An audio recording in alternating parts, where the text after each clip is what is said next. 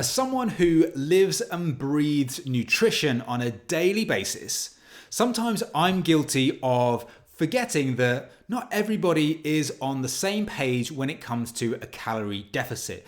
It's these two words that get bandied around so frequently that sometimes I get desensitized to the fact that there are people all over the world that really don't understand what they mean or how to apply those principles in everyday life in order to lose weight, lose body fat, and achieve the body that they've been striving for. So I've given myself a little bit of a slap round the face, brought things back to square one, and in this episode of the podcast, I'm going to explain a calorie deficit in detail. So hopefully by the end of this show, you are 100% crystal freaking clear what a calorie deficit is and why it's so important if your goal is to lose weight, if it's to maintain, and even if it's to try and get to a calorie surplus so that you can build muscle in the most optimal way. That's what we're going to be talking about in this episode of the podcast. So if you are someone right now who is listening to this thinking, what the fuck is a calorie deficit? You've come to the right place, mon amigo. So let's get into this. Now, a calorie deficit is not how many calories you eat. That is a common mistake that people make. They just think a calorie deficit is a calorie target. That's not really the case. The calorie deficit is the difference between the calories you consume and the calories that you burn. So for example, if I was to consume 2,000 calories, so the calories being the energy that's contained within food and within various different drinks. So anything basically you put in your mouth that isn't water or anything like that is basically got some calories in it. Protein, carbs, fat, alcohol, it's all got calories in it. Energy for your body. That's what you're consuming. Energy to move, do stuff, function, whatever it is that you want to do. That's where you're getting that energy from, the food you eat. So you're getting 2,000 calories, let's say, from the food you eat.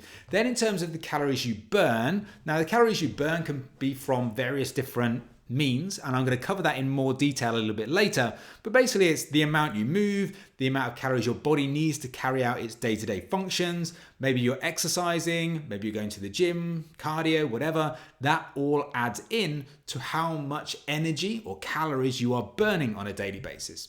So let's say you are burning 2,500 calories. So you've got calories in of 2,000 and you've got calories out of 2,500. So the difference is 500. So you've got a 500 calorie deficit. So when you've now created this calorie deficit through the management of your nutrition and the management of how much you move, you've created a deficit. Your body is now needing more energy from somewhere. It's not getting energy from the food you're consuming on a daily basis, so it still needs to get that energy from somewhere else. So your body's quite clever. It's quite a brilliant little machine that's developed and evolved over the course of millions of years. Now, what it then does is said, right, okay, I've got some stored energy within me, within my body. I'm going to use that. Now, typically you'll find that the body is going to tap into those body fat stores. So body fat is like a stored form of energy. You can think about it like that. So the body will then start to mobilize and metabolize that fat and release it as energy. So you're making up that energy deficit by using up your stored body fat. And that's what creates that reduction in the visible fat that you see, because you've created an energy deficit. Your body says, right, I need that energy from somewhere else. So body fat, you has got to go. We are losing you because we need to fuel this stuff, this movement that's happening that we're not getting the energy for from food and drink. So that's really what a deficit is.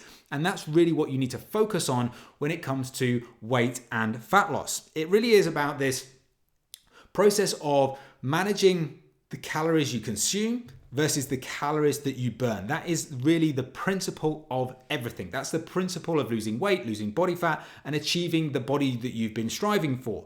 Now, to create and calculate that calorie deficit, you might think that's like a really fucking complicated thing.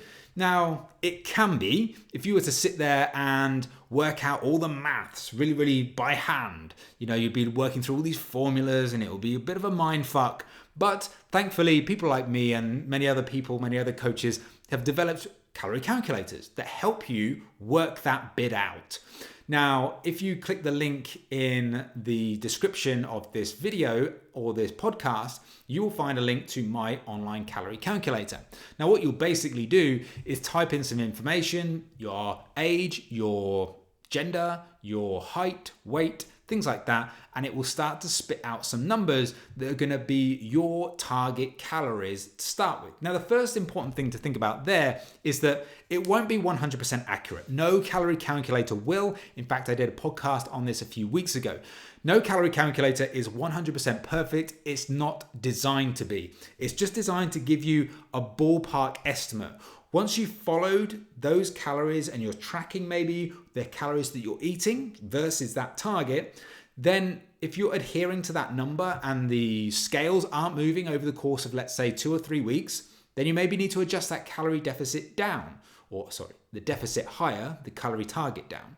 So that would start to then initiate that weight and fat loss, and you would start to make progress at that point. So you're starting to manage that. Now, it's worth sort of talking also about, well, what makes up calories out? What kind of goes into that equation? Now, the lion's share of calories out is made up from your BMR, basal metabolic rate. Now, the way I like to think about that is I call it couch potato calories. Now, if you were to sit watching your favorite Netflix box set and you didn't move a muscle, not even to press skip to the next episode. You didn't even do that. You let the 5-second scroll down run through. Well, that is like the greatest invention in the world, right? Now, you didn't move a muscle all day. You just watched. Your body is still utilizing calories. It's using up energy just to sit and do nothing. That is basically your basal metabolic rate. And that is based off of your height, your weight, your age, and various other different factors. So the bigger you are, the higher your metabolic rate. So if you are a male who's maybe obese or something like that, you're going to have a higher BMR than someone who is maybe a smaller male who is very, very lean. Probably going to have a much, much smaller BMR because they don't take up that space on the earth, and therefore they don't need that many calories to exist. On top of that, you've got what we call NEAT. Now, that is an abbreviation for non-exercise activity thermogenesis. Basically, walking and shit. On top of that, you've got exercise itself, so the planned exercise that you do, whether it's the gym, cardio, whatever. And then on top of that, you've got something called the thermic effect of food. Now, that is basically everything that you eat your body requires energy to digest and absorb it. So there's some calories lost during that process. So that's all of the component parts of calories out. But thankfully, calorie calculators take care of all of that. You don't have to worry about that bit whatsoever. And again, people sort of like go to too much detail when they're looking at a calorie deficit. So maybe they've got like a Fitbit like I've got, and they are looking at, well, I burnt this many calories today, so that means I can have a few more calories eating this day. And then maybe you just don't need to go to that level of thinking about how many calories you burn on specific days. You only need to worry about a broad average. And again, once you get like more experienced, you realize there's less things that you actually need to give a shit about. I understand, like when you're first starting, you really want to make progress. Maybe you've been spinning your wheels, yo-yo dieting, so you really want to get it right this time. So you're focusing on these minute details of, right, okay, yeah, I burnt 3,000 calories. That's 300 more than yesterday, so I'm going to eat a little bit more. I burnt a few calories less today. I didn't take as many steps, so should I adjust? It's just too complicated. Really good at look at it as a broad average and then be consistent over a long period of time. That is what's going to get you the results that you want. Now, when it comes to calories in, one of the things that I would recommend is, even if it's for a short period of time, is to track calories in a calorie tracking app like MyFitnessPal or even in Fitbit or wherever it is that you could do that. Now, you don't have to track calories in order to lose weight. You don't have to track calories in order to create a calorie deficit. but sometimes it gives you a very good understanding of how many calories you do consume on the average day. So you might think that, I don't consume that many calories, but if you tracked it, okay, does that number really increase and surprise you as to actually how many you eat on a daily basis? As well, if you eat similar foods on a regular basis, you can get a broad understanding of how many calories you eat, and then you can make really specific adjustments to your calories so that you don't really have to calorie track in order to create that deficit. For example, let's say that you have starchy carbs at every main meal, and starchy carbs being like a potato, rice, oats, things like that. Now you could say that, okay, right, I need to create a little bit of a deficit, so for one or two of those meals, I'm not going to have those starchy carbs. I'm going to replace them with more vegetables, something like that, more green vegetables, leafy vegetables that have a lot less calories. Effectively, you've taken a lot of calories away from your daily intake and potentially created that deficit. And that's where these methods start to work. So dieting methods like keto, which is effectively removing carbohydrates from your diet, instantly overnight, I've just taken a whole food group away from you, and naturally you're probably going to eat less calories because you're not going to be able to eat various different foods that you might otherwise be inclined to eat. But it's not defying the laws of a calorie deficit. If it did, then people who think about like keto as being better than a calorie deficit, or it defies the laws of a calorie deficit. If you take that to its logical conclusion, you would say that, right, okay, as long as I don't eat sugar, carbohydrates, any of those types of foods, if calories don't matter, if in versus out doesn't matter, I could eat as much as I want to. I could eat a fuck ton of food as long as I didn't have carbohydrates, sugar, those sorts of things. I could eat as much food as I wanted and I would not put on a single pound, but I would lose weight if calories in versus calories out didn't matter. But that's not the case because keto doesn't defy the laws of the universe or the laws of a calorie deficit, the laws of thermodynamics. So calorie deficit is the key principle. Calories in, what you put in your face, calories out, how many calories you burn. That is the key thing that you need to focus on. And that deficit is the difference between what you burn and what you consume. And what you're trying to get to is a point where what you consume is less than what you burn over a consistent period of time. Whether you're measuring that on a daily basis, a weekly basis, a monthly basis, a freaking yearly basis. Probably don't really do it on a yearly basis. That would be a mind fuck to try and work out. So they are the key things. No method is better than the principle. No method precedes or exceeds or defies the principle itself. That deficit is where you need to focus your attention. So hopefully this is kind of like giving you a little bit of a light bulb moment when it comes to what a calorie deficit actually is. It's the difference between in versus out, and that's it. That's all you're trying to work out. Again, the methods: keto, intermittent fasting, maybe even if you're going vegan, maybe if you're going gluten-free, all of these different sorts of things. All they're doing is putting some restrictions on your diet. That means that potentially you are going to create a calorie deficit that's large enough in order for you to see body fat reduction. So people will say, well, keto worked for me, but this other diet didn't. Well, the other diet didn't work because you didn't create a calorie deficit for whatever reason. Keto did work because you did create a calorie deficit. Well, I used intermittent fasting and it was the best thing since sliced fucking keto bread. But the only reason why intermittent fasting worked is because it enabled you to create a calorie deficit. That is the thing. There's nothing wrong with doing keto. Absolutely. If you find it really easy to stick to a keto diet, you love that way of eating, great. That's probably a great diet for you to go down. Not great for many people, but for some people it will be. Maybe you're someone who doesn't really eat breakfast and therefore skipping that meal and fasting and eating between the hours of whatever and whatever, 12 and 8. If that works for you, then intermittent fasting might be a great option. Again, if it works for you, that's what you should do. But also never forget that Controlling calories and just eating less of what you normally eat right now is often a great place to start. Don't feel like you have to revolutionize the entire freaking world and turn your life upside down in order to start getting results.